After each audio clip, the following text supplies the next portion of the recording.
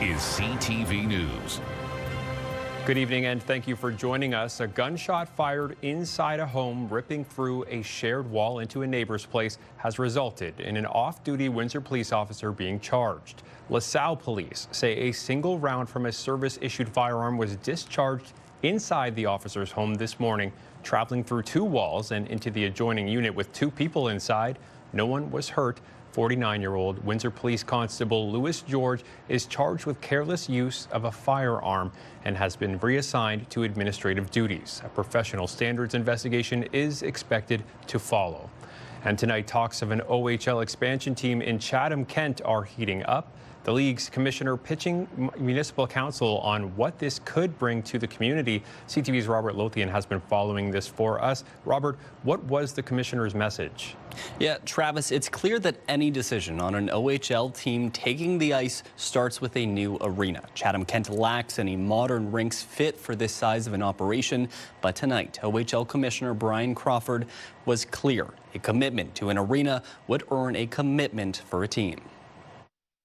There's a choke in front of the net. Shot, great. A pitch to bring the highs of the OHL to the heart of Chatham-Kent. OHL Commissioner Brian Crawford presenting to Municipal Council Monday night on a potential expansion team. I think Chatham-Kent has always kind of been in the background of potential markets that could one day be interested in hosting an OHL team. Crawford said talks are underway across Ontario to expand the 20-team league. A commitment from the OHL hinges on a quality facility. The level of interest that the community has in building an arena in this scenario. Without an arena, there isn't, much to discuss. In Chatham, a new arena for local hockey and recreation is already a need, but an OHL team needs capacity for at least 5,000 people, with an estimated $150 to $200 million price tag. So we're in the market for a new arena, whether it's a 5,000-seat OHL arena or not, I don't know, but the timing's correct, because we're going to build an arena, I think, one way or the other. Ward 6 Councillor Michael Bondi is one of several councillors worried about impacting the existing Chatham Maroons, who have a lengthy history and a passionate fan base. So that's going to be a big question, is what happens to our, beloved Maroons that have been playing hockey here for, again, probably close to 80 years. But Crawford says GOHL teams already coexist in other markets. We, as in the OHL, have a very vested interest in the health and the longevity and the viability of the GOHL because of our now partnership and because of our dependence on them to help develop our players going forward. The league would oversee finding an owner, and the team would lease space and ice time. Even with a new arena, a Chatham-Kent OHL team would be 3 to 8 years away. Any talks of approving a new arena are still months, if not years away. With a municipal election slated for this fall, a decision will likely rest on the shoulders of the next term of council. Travis. Thank you, Robert. That's CTV's Robert Lothian reporting for us tonight. And hockey drama is also unfolding in Leamington, with ongoing discussions around whether or not there will be ice for the Flyers' next playoff season. The town had agreed to melt the ice at the Nature Fresh Rec Center next spring to help Rose City Gymnastics host a provincial championship. But the Flyers say they were not consulted and moving playoff games would be a major challenge. Now, the town says it's reconsidering ahead of a meeting tomorrow night. And in Kingsville tonight, council taking aim at false alarm calls. OPP say too many alarms are pulling officers away from real emergencies, including one property that triggered 35 calls in about a year. The town estimates the issue is costing around $52,000 a year. Council has now approved a bylaw with escalating fees.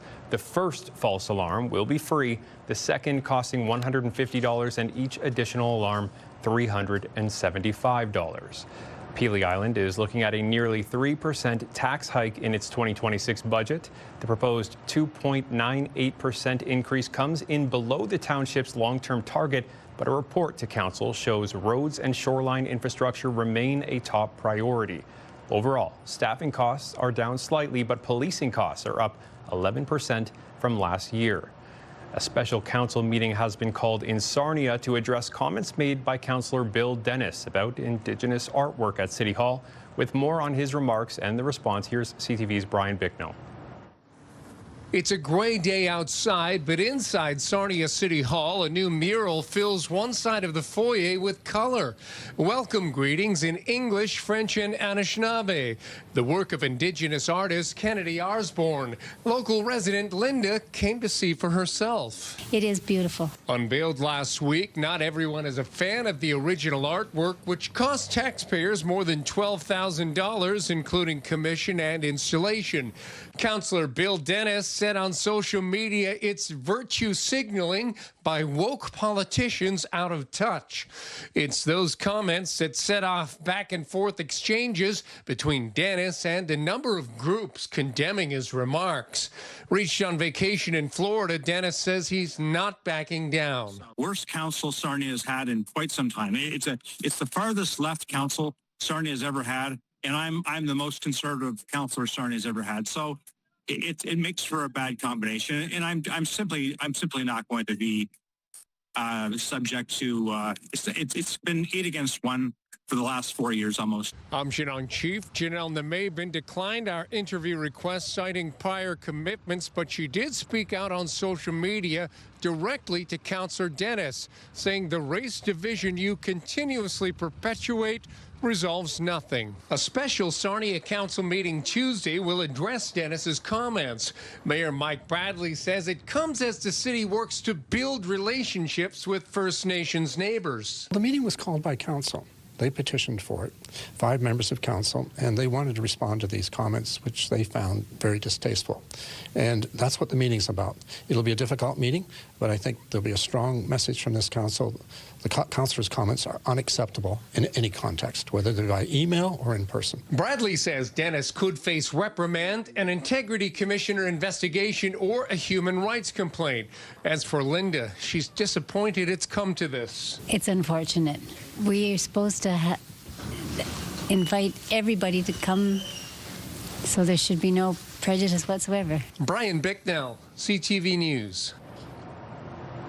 Police in Essex County are now officially linking an arson to the investigation into Nancy Graywall's murder, and they're asking for the public's help. OPP and LaSalle police say Graywall was stabbed outside a home on Todd Lane March 3rd and later died in a hospital. Investigators now say she was also the target of a suspicious house fire last November. Releasing this video last week, it shows a man igniting the front porch, then fleeing. Police are also looking for links and asking for video, particularly in these areas at these times. In Windsor, St. Clair Avenue between Tecumseh Road West and Algonquin Street on Monday, March 2nd between 5 and 8 p.m. In LaSalle, Todd Lane between the 401 and Elmdale Avenue on Tuesday, March 3rd between 7 and 10 p.m. Then again on Thursday, March 12th between 7 and 9 a.m. And in the town of Tecumseh, 8th Concession Road between Baseline Road and the 401 on Tuesday, March 3rd between 7 p.m. and 8 p.m. Anyone with information is urged to contact OPP or Crime Stoppers. Pain at the pumps continues as the ongoing war between the U.S., Iran, and Israel keeps driving up costs around the globe. Here today, they range from mid-170 to almost 180, but as CTV's Bob Belichico found out, relief may be on the way. There it is, 179.9, just shy of 180. Got to do something. It's got to come down. Residents are feeling the pinch of high gas prices. I can't afford it. Yeah. I'm old. I'm on old age pension. I'm old. Yeah. It's hard to afford anything. While prices for regular gas hovers around 170, 180, those with cars that require premium gas are paying over $2. I think it's going to keep going up.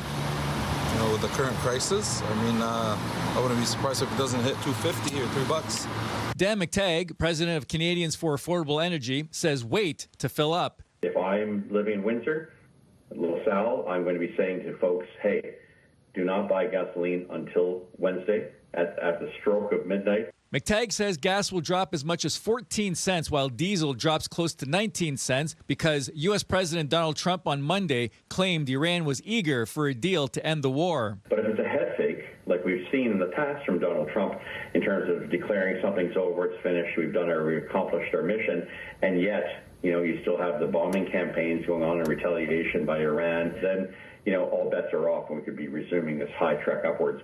If there is no head fake and a formal agreement is reached, bringing the war to a conclusion, McTagg says gas prices could come down just as fast as they rose. I'm buying gasoline at a higher price. The gasoline the gas station has, they bought cheaper. That's true. But as prices drop, and we're going to see that Wednesday, gas stations will be stuck with fuel that they paid 14 cents a litre more for as consumers take advantage of these unique predictions. The volatility has residents restructuring their summer plans. Instead of going on their yearly trip to visit family in Tennessee, Steve Belanger and his family could be staying home in Essex County this summer. Never been to Pelee Island, and one of those things that we wanted to do for so long and never did, so it's finally time to take advantage of that, and it'll be a good time for all of us. Bob Belichico, CTV News. A heads up for drivers, overnight closures on EC Row all week.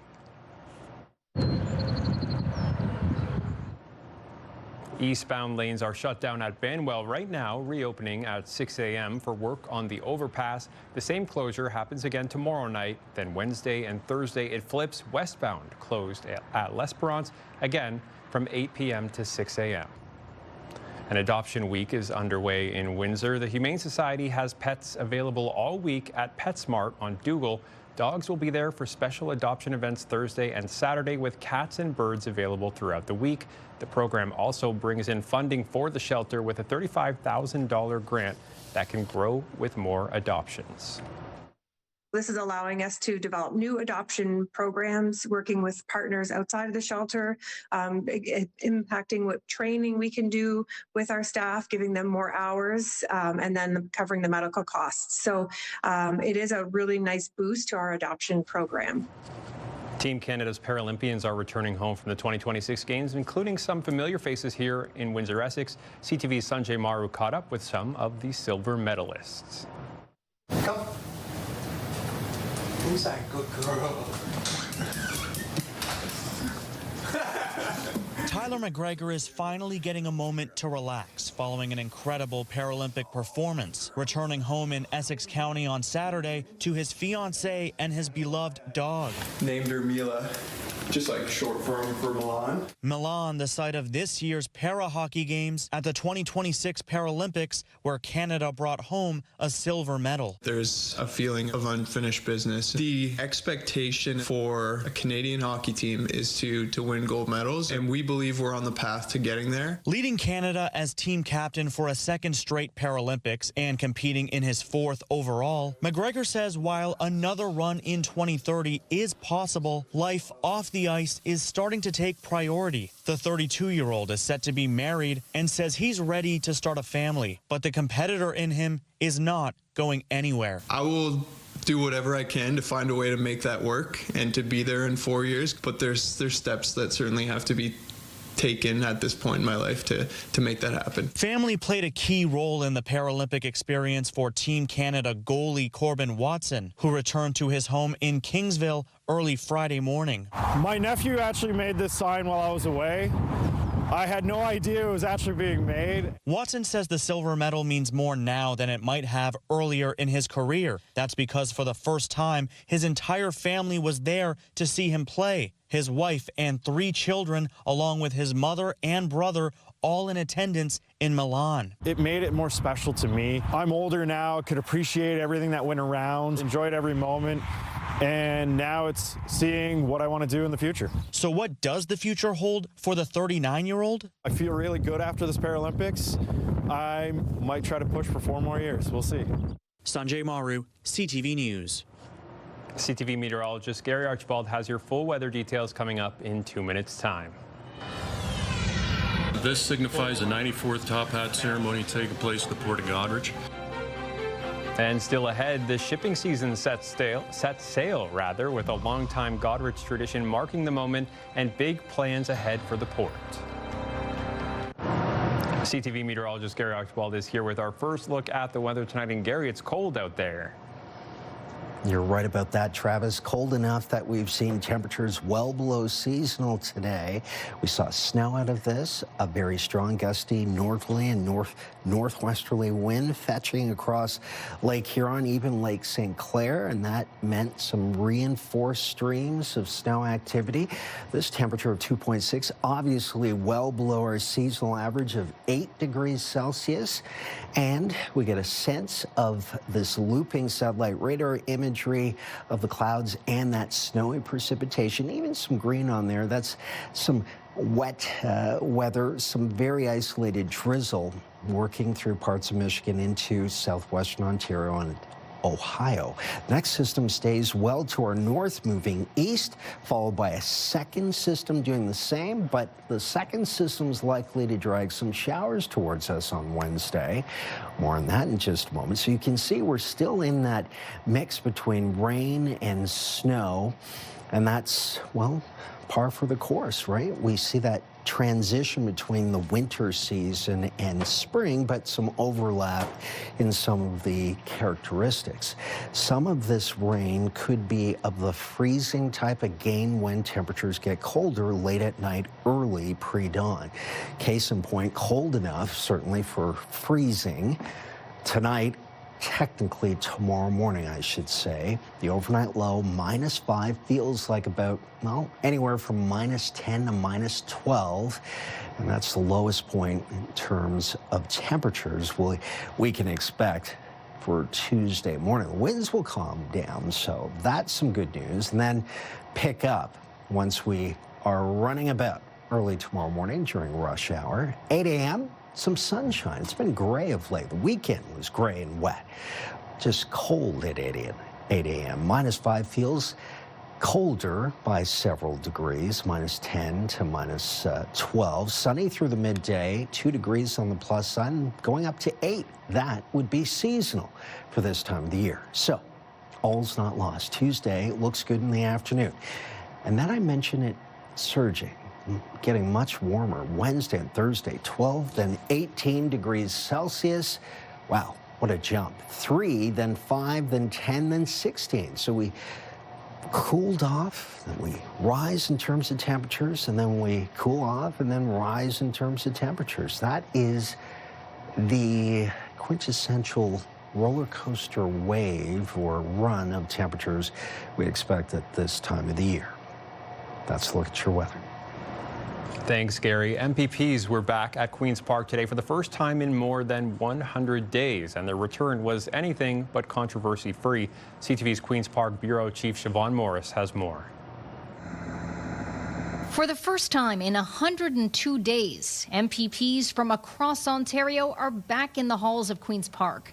The opposition making noise about an overhaul of freedom of information laws that will put the Premier's cell phone records out of reach. They are taking us backwards, Speaker, in accountability and transparency. So I would ask the Premier to explain why is his government taking away the people's right to see how decisions are made and who is benefiting? I'll tell you what's inside these phone calls. Doug Ford has been clear. Blocking access to his phone is behind the changes. They come after the courts found he had to turn records over. He maintains Ontario is just getting in line with Ottawa. There's two groups that are concerned about it. It's the opposition that they should talk to their federal partners, and the media. Everyone else is focused on something else. The Green Party leader calls the Premier's justification hogwash. New Democrats tried to use a speaker's warrant to compel the Premier to share his records, but it's a move that goes nowhere. The ask is non-binding. It's not my decision. I act on behalf of the House, and if the House directs me to issue a warrant, then I would. Liberals argue the Premier's trying to duck accountability on other fronts. After 8 long years, does the Premier really think he can hide from his record of making life harder for Ontario families? Fraser pointed to the front lawn of Queen's Park as evidence. Parents of kids with autism pleading for more support at home and at school. Without enough classroom help, this mom has had to quit her job to stay home with her son. They have to do better. This is a never-ending fight, and that I'm trying to get Owen into a specialized classroom in the fall, but we're facing barriers, red tape. The education minister says he empathizes. We're going to make sure that we continue on this mission of revamping and re-energizing our school system so that it is the absolute best. There's no decision yet from the education minister on what to do with trustees, but he says he'll make a recommendation to cabinet very soon and that significant changes are coming. At Queen's Park, Siobhan Morris, CTV News.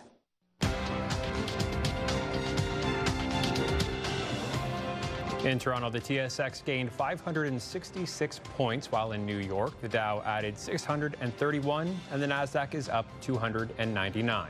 The loonie held at 72.90 cents. Gold lost more than $176 an ounce, and oil fell more than $10 a barrel. CTV News Windsor has launched a newsletter helping you start your day with the latest local news. By signing up, you'll get direct local content straight from CTV Windsor to your inbox, including top stories, the forecast, and videos. You can sign up at ctvnewswindsor.ca. A ceremonial start today for the Great Lakes shipping season. With more on the traditional launch in Goderich, here's CTV's Scott Miller. Goderich's mayor sets the ceremonial top hat on the head of Captain Joe Costello, who takes this year's distinction as captaining the first ship to enter Goderich's port, kicking off the 2026 shipping season. It's always one of my favorite days of the year. This is my third one as mayor, and we're happy that the seaway's open, right? Great Lakes is a big component of the town of Goderich and what we do here. Now, calling this the first ship to enter Goderich's port this year is a bit of a misnomer. Ships have been going in and out of Goderich's port so far this year. But until the locks open in Welland, which they open today, and the locks in Sault Ste. Marie open later this week, really ships can't cover the entire Great Lakes. So I guess officially this is the opening of the entire Great Lakes shipping season. This signifies the 94th top hat ceremony taking place at the Port of Goderich. It was a tradition that was started in 1932. Ships have been able to continue traveling Lake Huron and Lake Michigan because of the yeoman's work of Canadian and American icebreakers. Lake Huron reached more than 80% ice coverage in early February and March, and although it's been slow going at times, shipping has become a nearly year-round activity in Goderich, which did lead to more ships docking in Huron County last year. In 2025, seen 194 vessels, over 25 vessels up from 2024. And we're anticipating that kind of generic growth again in 2026. With a $3 million project to create more storage at Goderich's Portlands to be completed this year, and big plans for a $65 million expansion that would see 11 acres of Lake Huron filled in to make even more Goderich Portlands, Herkmans sees traffic at Goderich's port growing exponentially in the decades to come. We really believe that as Canada gets its supply chain strategy sorted out and trade diversification, that we will be a backstop to relieving congestion at some of the major ports throughout the Seaway corridor. But today is about one ship, the Algoma Intrepid, that will undergo some repairs while in port before picking up a load of salt bound for Milwaukee in 2 weeks' time. Captain Costello won't get to keep the ceremonial top hat, but he'll have bragging rights as the ship that kicked off Goderich's 2026 shipping season. A big one, hope town officials. In Goderich, Scott Miller, CTV News. Discussion here at Windsor City Hall. Windsor's top stories. A major project is about to get underway. Breaking news alerts. Severe weather is a possibility. And watch live. Good evening, and thank you for joining us. Download the CTV News app. CTV meteorologist Gary Archibald is back for another look at the 7-day forecasting. Gary, we've got another roller coaster ride on the week ahead. You're right about that. Temperatures a bit cooler today, a nice rise to average tomorrow, and then well above average as we head towards the middle of the week, and then cooling off, and then a huge rebound towards next week. Take a look. The highs and lows anticipated. The average high for this time of year is 8 degrees Celsius. The average low, -1. And we're nowhere near those averages in terms of highs by Wednesday and Thursday, well above double digits. Some areas suggesting, or at least some of the malls suggesting near 20 degrees on Thursday. We'll see some rain out of that. And then we cool off, and we could see a rain-snow mix, mostly flurries, Saturday. And then warming up Sunday into Monday, 10, then 16. Wow, that is quite a roller coaster ride indeed. So keep the umbrella nearby and the extra layers. It's going to be cold at times, and then warm, and then cold again, and then warm up. Can't wait for April. April looks very spring-like. That's a look at your weather. Good night. Thank you, Gary. Finally tonight, a St. Thomas teenager living with a terminal illness had his dying wish fulfilled by the Toronto Blue Jays. As CTV's Brent Lale reports, the team rolled out the red carpet for him and his family. This one's an autograph ball I got from the training center when I went to go see Trey and David Schneider. Wesley Johnson can't stop smiling about his experience with the Toronto Blue Jays.